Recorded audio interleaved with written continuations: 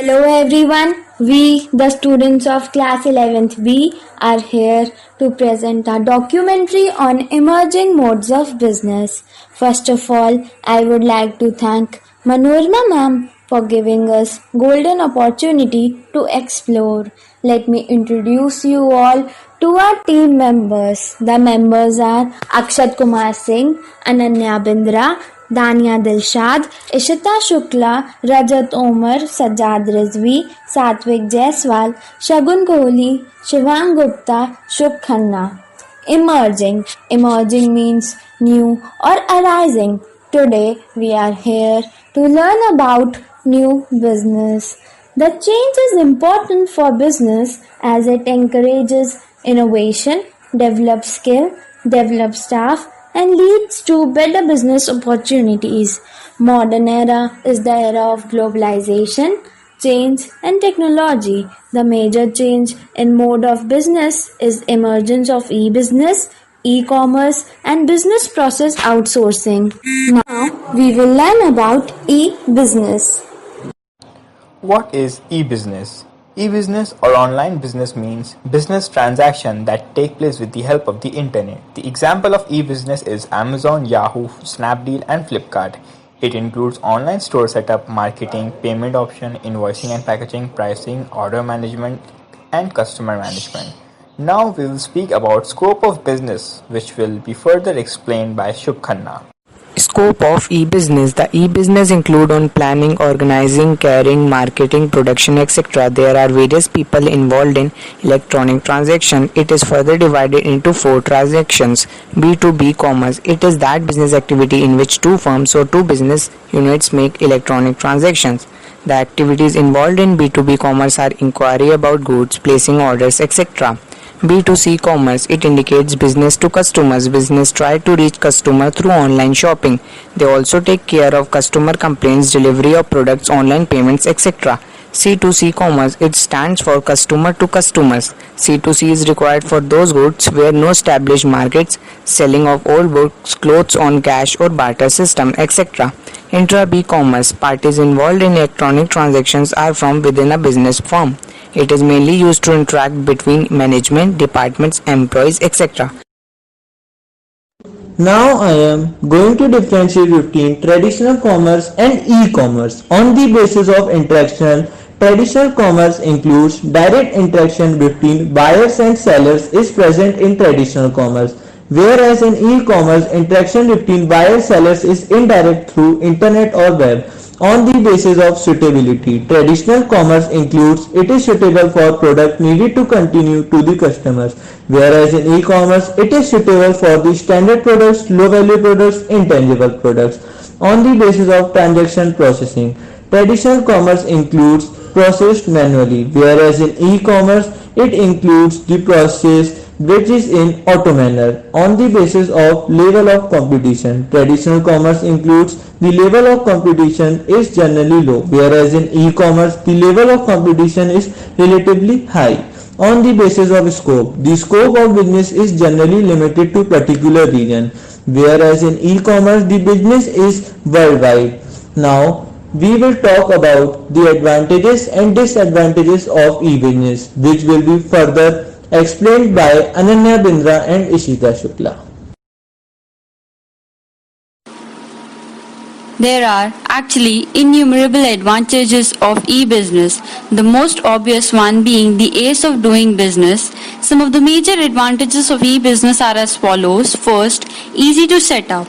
It is easy to set up an electronic business. You can set up an online business even by sitting at home if you have the required software. Second, cheaper than traditional business. Electronic business is much cheaper than traditional business. The cost taken to set up an e-business is much higher than the cost required to set up an traditional business. Third, no geographical boundaries. There are no geographical boundaries for e-business. Anyone can order anything from anywhere at any time. Fourth, government subsidies. Online businesses get benefits from the government as the government is trying to explain digitalization. Fifth, flexible business hours. Since the internet is always available, e-business break down the time barrier that location-based business encounter. Now, the disadvantages will be further explained by Shita Shukla. Disadvantages of e-business. First is low personal touch. E-business lacks personal touch, so consumer cannot touch or feel the product, and it becomes difficult for the consumer to know the quality of a product. Second is delivery time. The delivery of a product takes time. It can happen due to technical reasons, and this time lag often discourages customers. Third is security issue. There are a lot of people who do scam through online business, and hackers can also get the financial details for the customers. This causes distrust among the potential customers. Fourth is technological competence of parties. E-business requires a higher degree of familiarity of the parties with the word of computer. Fifth is people resistance. Sometimes in the process of adjustment with the new technology causes stress to the users, and so people resist to take entry in e-business. Now we will learn about the online transaction, and which will be further continued by Rajat Omar. Online transaction. Online transaction is a payment method in which the transfer of funds or money happens online over electronic funds transfer. Online transaction process is secure and password protected. Steps involved in online transaction are registration, placing an order, payment. Registration. The consumer has to register online on particular website to buy a particular goods or service. Placing an order. When a customer likes a product or a service, he or she puts the product in the shopping cart. Payment. The buyer then proceeds to the payment option after selecting all the products. Some ways in which you can make the payments are cash on delivery. The cash on delivery option lets the buyer pay when he or she receives the product. Check. In this type of payment, the buyer sends a check to the seller and the seller sends the product after the realization of check. Net banking transfer. Here the payment is transferred from the buyer's account to the seller's account electronically, that is through the internet. Credit or debit cards. The buyer has to send his debit card or credit card details to the seller, and a particular amount will be deducted from his or her account. Digital cash. Here the money in buyer's account is converted into a code, and when he makes a purchase, he needs to mention the particular code to the website, and thereafter the transaction is duly processed. Now, I will invite Dania to proceed further with e-business risk. E-business risk refers to the probability of any mishappening that can result into financial or psychological losses to the parties involved in a transaction. E-business risk can be discussed under three headings. First, transaction risk. Seller denies that the customer ever placed the order, or the customer denies that he ever placed the order. This may be referred to as default on order taking or giving. Second, data storage and transmission risk. If the information goes into wrong hands, example hacking, the other person can misutilize the information. Third, risk of threat to intellectual property and privacy. Internet is an open device. Once the information is available on internet, it can be used by anybody, and it is very difficult to protect from being copied. Now, we will talk about resources required for successful e-business implementation, which will be explained by Sajjad Raza. Resources required for successful e-business implementation. As we have studied above, e-business is an electronic activity which facilitates sale and purchase of goods and services.